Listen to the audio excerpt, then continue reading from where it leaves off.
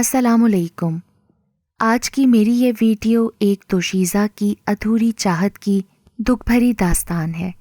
کہانی شروع ہونے سے پہلے اگر آپ میرے چینل پر نیو ہیں تو اردو سینٹر پلس کو سبسکرائب کر کے بیل نوٹیفیکیشن کو آن کر دیں تاکہ آپ کو ملتی رہیں تمام چینل اپڈیٹس۔ کہانی پسند آنے پر ویڈیو کو لائک اور شیئر ضرور کیجیے۔ میں نے اس کو پہلی بار دیکھا تو وہ سفید سوٹ پر سفید گاؤن اور سفید ہی اسکارف ملبوس کیے تھی۔ سفید رنگت والی یہ گوری گوری لڑکی پہلی ہی نظر میں مجھے بہت اچھی لگی۔ میری ایک کولیگ نے اس کا تعارف کرایا کہ پاکیزہ نام ہے اور شاعرہ بھی ہے۔ میں نے پاکیزہ کے چہرے کو دیکھنا شروع کر دیا۔ واقعی یہ تو نام ہی کی طرح ہے۔ میرے یوں ٹکٹکی باندھ کر دیکھنے سے وہ گھبرا گئی، 2-4 لمحے کو رکی اور کسی مصروفیت کا بہانہ کر کے چل پڑی۔ پھر اکثر ایسا ہونے لگا کہ میری نگاہیں اس کا تعاقب کرتیں۔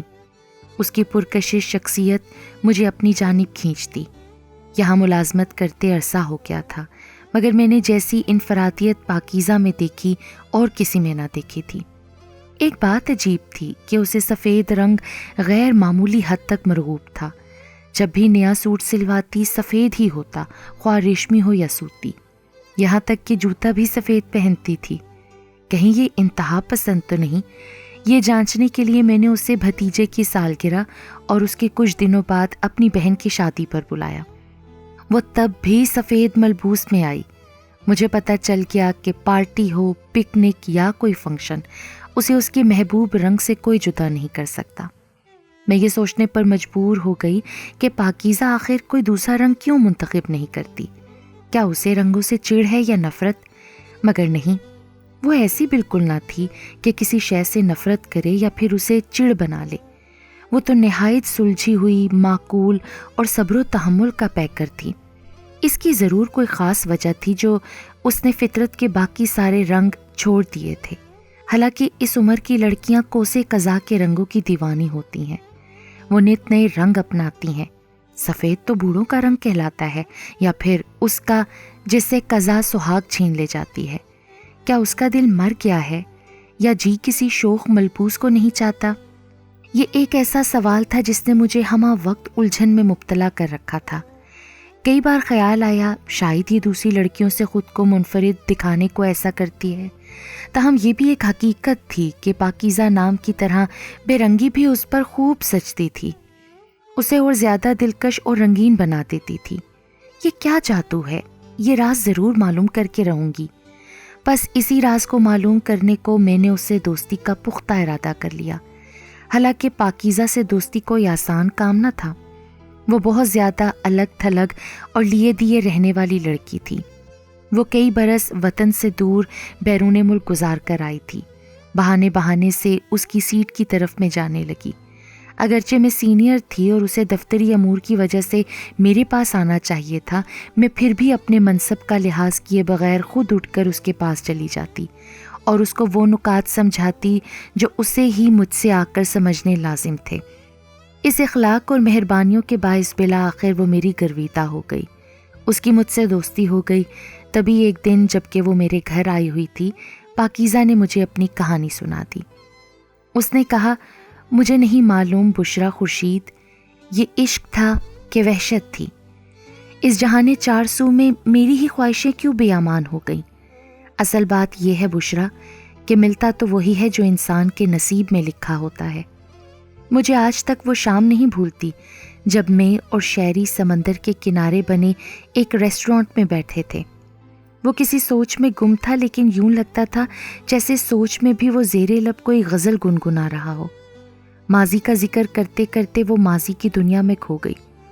اس کی آواز اب مجھے دور سے آنے لگی، دھیمی دھیمی، مدھم مدھم، جیسے خواب میں بول رہی ہو۔ میں نے اس پر اعتماد کیا تھا بشرا، اور اس نے مجھے اچانک دھوکہ دے دیا۔ اس شام جب شیری نے سی بریز ریسٹورانٹ بلایا تو بہار کی رت خنکی کی نمکین چادر اوڑے ہمارے چاروں طرف پھیلی تھی، اور سورج نارنگی رنگ میں ڈوبا آہستہ آہستہ سمندر میں گرتا جا رہا تھا۔ شیری نے اپنی سوچ کا پردہ توڑتے ہوئے کہا تھا، پاکیزہ آج بھی ٹھیک ٹائم پر آ گئی ہو، آؤ بیٹھو، کیسی ہو؟ تمہیں کیسی لگ رہی ہوں؟ تم تو مجھے ہمیشہ ہی اچھی لگتی ہو۔ تم ہمیشہ یہی کہتے ہو شیری، تو تم کیا سننا چاہتی ہو جو تم کہنا نہیں چاہتے؟ میں نے موقع دیکھ کر مطلب کی بات کر دی تھی۔ تم کیا کہنا چاہتی ہو؟ وہ حیران ہو گیا تھا۔ جو تم سننا نہیں چاہتے، لیکن آج میں کہہ دوں گی شہری تم سے۔ نہ بھی کہوں تو جانتا ہوں کیا کہو گی۔ اس نے اپنی انا کا پردہ رکھ لیا۔ آج تمہاری یہ باتیں نہ چلیں گی کہ سب کچھ تم سمجھتے ہو۔ دراصل تم بس پہلو تہی کرتے ہو۔ جو بھی سمجھ لو پاکیزہ، مگر تم ہو واقعی پاکیزہ، اس لیے تو تم نے میرے دل میں گھر کر لیا ہے۔ حالانکہ کتنی لڑکیاں میری دوست بنی اور پھر جدا ہو گئیں، لیکن تم سے جدا ہونے کی مجھ میں ہمت ہے ہی نہیں۔ جانے کس دنیا کی مخلوق ہو تم۔ شہری تم جو بھی سمجھ لو، لیکن میں تم سے صرف اتنا پوچھنا چاہتی ہوں کہ کچھ بدلی بدلی سی لگ رہی ہو۔ کیا آئینہ دیکھا آج؟ اس نے بات کو بدلنا چاہا تو بھی میں ڈٹی رہی۔ آج تہیہ جو کر لیا تھا کہ صاف بات کر کے رہوں گی۔ آئینہ تو میں روز دیکھتی ہوں شہری، لیکن آئینے نے آج پہلی مرتبہ مجھ سے بات کی ہے۔ کیا کہا اس نے تم سے؟ ایک بڑی حقیقت کی نشاندہی کی ہے آئینے نے، کہ میں زندگی کے 7 خوبصورت برس تمہاری خاطر ضائع کر چکی ہوں، اور ابھی تک تم نے میرا ہاتھ نہیں تھاما۔ کیا سوچا پھر تم نے؟ یہ کہ اب میں زیادہ عرصے خود کو دھوکہ نہیں دے سکتی۔ کیا تمہیں یاد ہے کہ وفا کے اس سفر میں ہم کتنی کٹھن منزلیں طے کر چکے ہیں اور میں ثابت قدم رہی ہوں شہری؟ ہاں، تقریباً 7 برس سے ہم اچھے دوست ہیں۔ شہری نے میری طرف غور سے دیکھتے ہوئے کہا تو میرے صبر کا پیمانہ لبریز ہو گیا۔ میں نے قطعیت سے کہہ دیا، کیا صرف اچھے دوست؟ شہری، میں دوستی کے اس رشتے کو اب تبدیل کرنا چاہتی ہوں۔ کیا دشمنی میں؟ وہ ہنسا۔ نہیں، ازدواجی بندھن میں شہری۔ میں کبھی تمہاری طرح غلط نہیں سوچتی۔ کیا تم میرے بارے میں سنجیدہ نہیں ہو سکتے ہو شہری؟ اتنی مدت کے ساتھ کے بعد بھی اب تو سنجیدہ ہو جاؤ پلیز۔ میں تمہارے معاملے میں انتہائی سنجیدہ ہوں پاکیزہ، یقین کرو۔ تمہیں چھوڑنے کا تصور بھی نہیں کر سکتا، ایک لمحے کو بھی نہیں۔ جب سے تم میری زندگی میں آئی ہو میں نے آوارگی چھوڑ دی ہے۔ تو پھر کب فیصلہ کرو گے میرے بارے میں شہری؟ کیسا فیصلہ پاکیزہ؟ وہ انجان بن گیا۔ میں نکاح کے مقدس بندھن کے ذریعے تمہاری رفاقت چاہتی ہوں۔ اوہ، یوں کہو کہ تم اپنی حیثیت تبدیل کرنا چاہتی ہو، حالانکہ محبت کا اس سے کوئی تعلق نہیں ہوتا۔ بات ایک ہی ہے، جس بھی انداز سے کہہ دو شہری، لیکن ہم مغرب میں رہ کر بھی مشرقی رہیں گے۔ یہ محبت کا فریب، یہ دوستی کا ڈھونگ کسی روز تم کو مجھ سے دور کرے گا، لیکن میں تم سے دور ہونا نہیں چاہتا۔ ہم قریب ہیں، دل سے قریب، اور قریب ہی رہیں گے، اسی طرح ہمیشہ۔ میں دائمی قربت کی بات کر رہی ہوں شہری، عمر بھر کے ساتھی بن جانے کی۔ تو ہم ساتھی ہیں عمر بھر کے، یقین کرو پاکیزہ، مگر جو فاصلہ ہے وہ تمہارا قائم کرتا ہے۔ میں تو اس فاصلے کو قائم نہ کرنا چاہتا تھا۔ بغیر نکاح فاصلے ختم کر کے میں اپنی قیمت گرانا نہیں چاہتی شہری۔ ایسا ہوا تو پھر عورت کی نسوانیت مٹ جاتی ہے۔ ارے یہ تمہارا اپنا فلسفہ ہے پاکیزہ۔ بہرحال میں نے تم سے کبھی زبردستی اپنی کوئی بات نہیں منوائی۔ جیسا تم نے چاہا ہے میں نے احترام کیا ہے، تبھی تو مجھے اعتبار آ گیا ہے تمہاری محبت کا، اور اب میں سارے فاصلے مٹا دینا چاہتی ہوں، مگر ایک جائز رشتے سے بن جانے کے بعد۔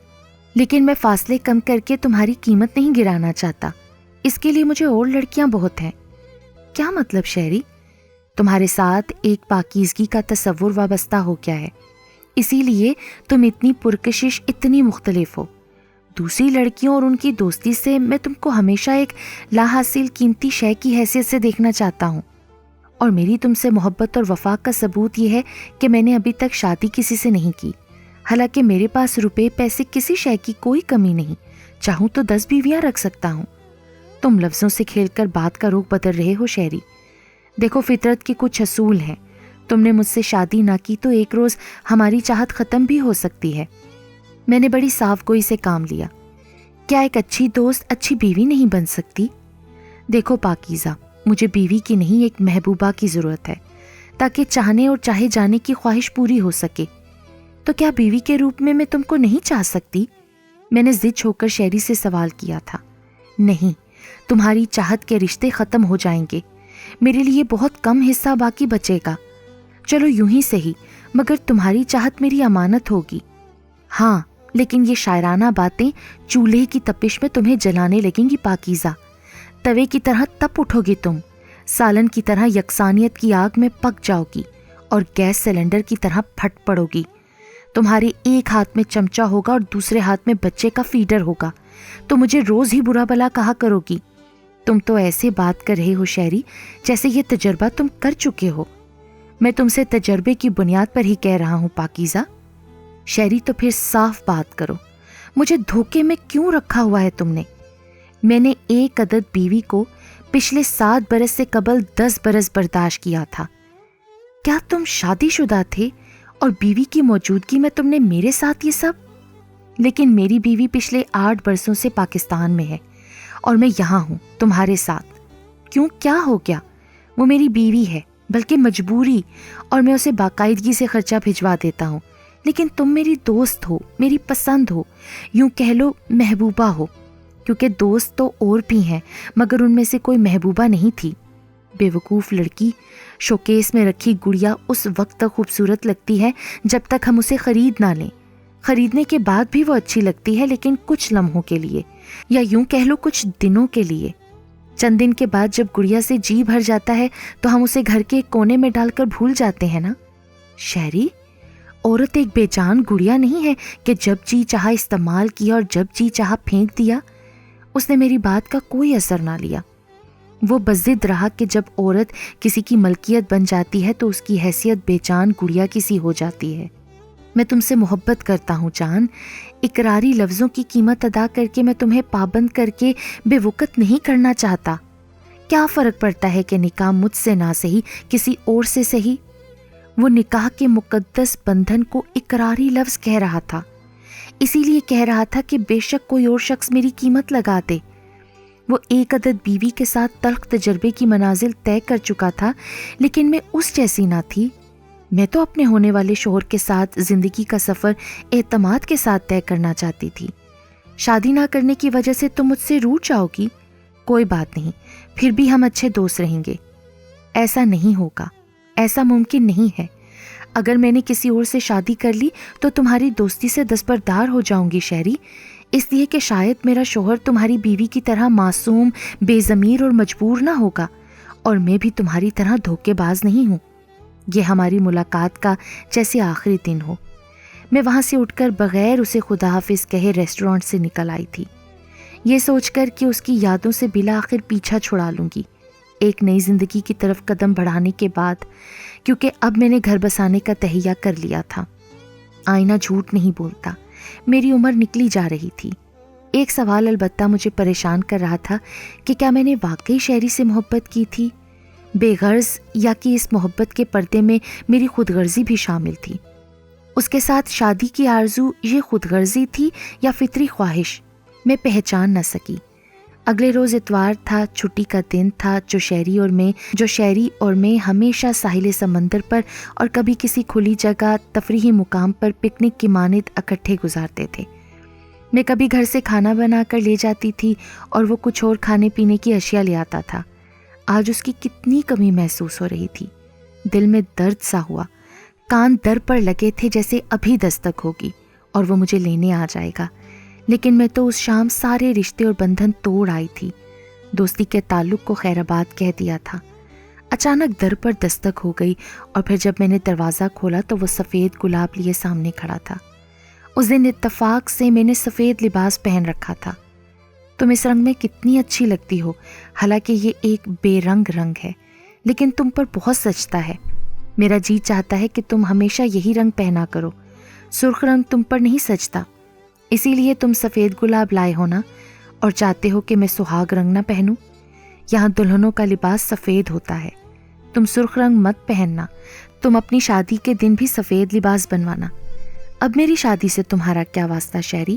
تم کیوں آئے ہو؟ جبکہ جملہ میرے لبوں پر ادھورا رہ گیا، تم کو خدا حافظ کہنے، کیونکہ تم نے مجھے جاتے ہوئے خدا حافظ بھی نہیں کہا تھا۔ اسی ہفتے پاکستان جا رہا ہوں، میں نے سوچا کہ خدا حافظ کہتا جاؤں۔ خدا حافظ، میں نے یہ کہہ کر دروازہ بند کر دیا، اسے اندر آنے کو بھی نہ کہا۔ وہ سفید گلاب ہاتھ میں لیے واپس چلا گیا۔ میں نے بالکونی سے جھانکا تھا، وہ بہت ٹوٹا ہوا اور اداس لگ رہا تھا۔ نہ جانے کیا کہنے آیا تھا اور میں نے اس کی پوری بات بھی نہ سنی تھی۔ تمام رات سو نہ سکی، روتے گزر گئی۔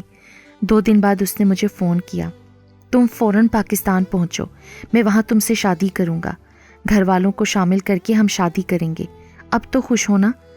اس ایک کال سے میں کھل اٹھی، بھول گئی کہ اس کی بیوی بھی ہے، بچہ بھی ہے، ان کے بارے میں سوچا ہی نہیں۔ جلدی جلدی تیاری باندھی، ملازمت سے استعفیٰ دیا اور پاکستان چلی آئی۔ کیا پھر تم نے شہری سے شادی کی؟ میں نے بےتابی سے پاکیزہ سے پوچھا۔ اس نے ٹھنڈی آ بھری، یہ خوشی میرے نصیب میں نہ تھی۔ جس روز وہ شادی کا سندیسہ لے کر ہمارے گھر آ رہا تھا، راستے میں ایک منحوس لمحے ٹریفک کے حادثے نے اسے نگل لیا، وہ جاں بحق ہو گیا۔